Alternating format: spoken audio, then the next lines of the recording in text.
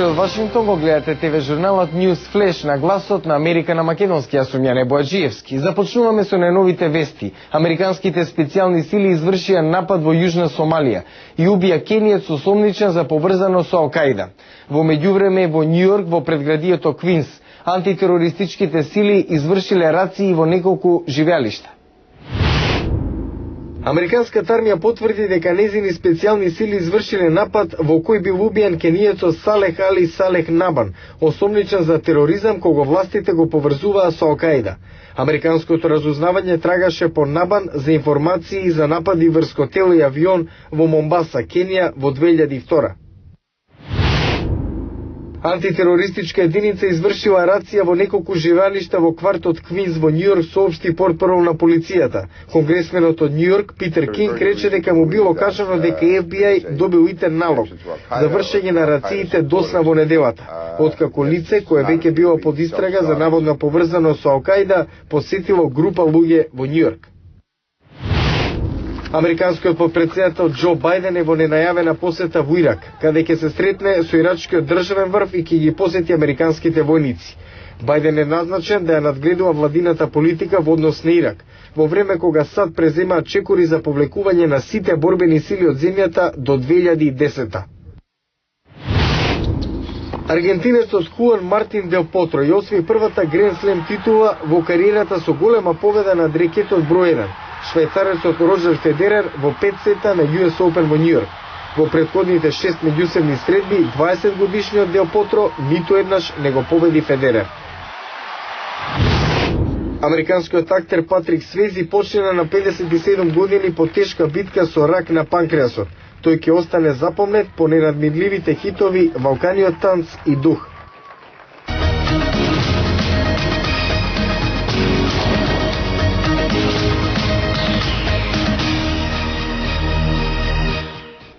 Во продолжение на News Flash, председателот Барак Обама бара од Конгресот да усвои реформата за здравствена заштита, со што таа би станала поевтина и достапна за сите американци.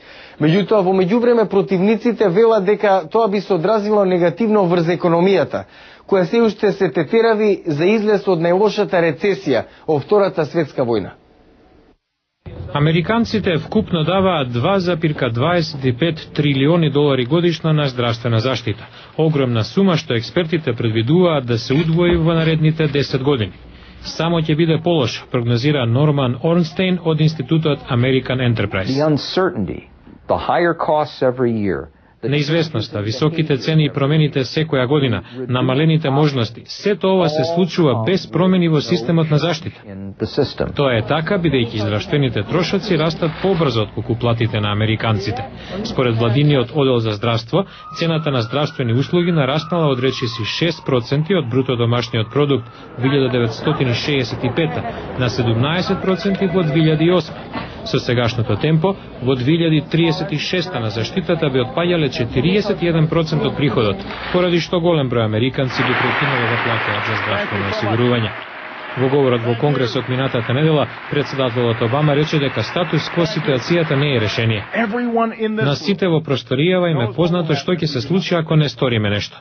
Ќе расте дефицитот, ќе банкротираат се повеќе семејства, се повеќе бизниси ќе затворат. Но некои приватни осигурителни компании тврдат дека предлогот на председателот е рамен на владино преземање на здравствената заштита. Карен Игнани е начело на приватна коалиција на осигурителни компании. Креираме нова програма со која управува владата што ќе проволта се друго. Тоа не е точно, велат некои економисти, како Ен Матијас. Која компанија со која управува владата можела целосно да исфрли од бизнис голема компанија од приватниот сектор. Но со фактот дека цената на реформата ќе чини 1 трилион долари во наредните 10 години, критичарите спорат дека може да наштети на кревката економија. Економистот Марк Занди вели дека тоа е ризик што председателот сепак мора да го преземе. Реформата мора да ги намали трошоците на здравствената заштита на долгорочен план, на 10, 20, 30, 40 па и 50 години. Во спротивно, нашите буџетски и фискални проблеми ќе бидат исклучиво тешки со значителни последици. Една од последиците, според Занди, ќе биде намалената потрошувачка доверба, што само дополнително би ги намалила шансите за целосна економска обнова. ноември 2006 писателот Њујорк со неговото семејство започна едногодишен експеримент да живеат и да не ја загадуваат околината. Тоа стана тема на неговиот документарец, човекот кој не остава валкана трага, чија промоција беше на 11 септември. Колин Бивен воспостави нови правила за семејството, без ѓубре што не се разградува, без тоалетна хартија и пластични пелени, без лифт до нивниот стан на 9 спрат во зграда во Њујорк, но со контейнер со црви во кој го фрлаат отпадот што може да се разгради за да стане ѓубриво, раскажува режисерката Лора Габерт. Во филмот ги гледате на пазар како бараат контейнер. Мишел е навистина загрижена дека во кујната ќе живее со црви, а двогодишната ќеркичка е воодушевена од таквата идеја.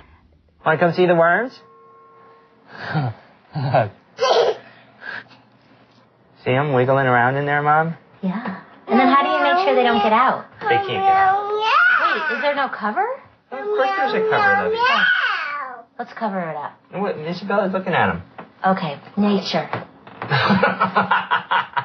Mom doesn't really like nature, but Dad likes nature. Со струјата исклучена, Колин ги претвора секојдневните должности, како на пример перењето на облека, во забавни игри. Well, you made the water so cold. Well, they've been soaking for 3 hours. Well, this isn't fun. Come on, it's like crushing grapes. We're all doing laundry. Како што минува времето, Мишел се откажува од многу работи. Кафето, маслиновото масло и зачините, бидејќи не се локално произведени. На работа оди со скутер, бидејќи не го загадува воздухот. Режисерката Габерт вели дека годината по инакво живење го менува и семејството. Мишел станува еколошки посвесна и позближена со семејството. Колин се развива како личност и еколошки активист. Експериментот заврши. Електричната струја е вклучена во станот и семејството повторно користи фрижидер и машина за перење. Но некои нешто остана. Сите користат велосипеди, јадат локално произведена храна и немаат телевизор. Се надеваат дека нивниот пример ќе помогне во јакнење на свеста дека менувањето на навиките може да го збогати животот и да ја спаси планетата.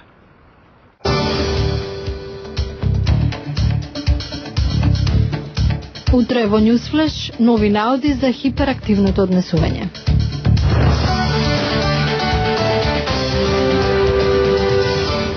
Тоа беа вестите за денеска. Јас сум Јане Бојаджиевски од студиото во Вашингтон. Го гледавте ТВ журналот Newsflash на гласот на Америка на македонски. На нови информации погледнете на нашата веб страница glasnaamerika.com. Пријатна вечер. Се гледам утре.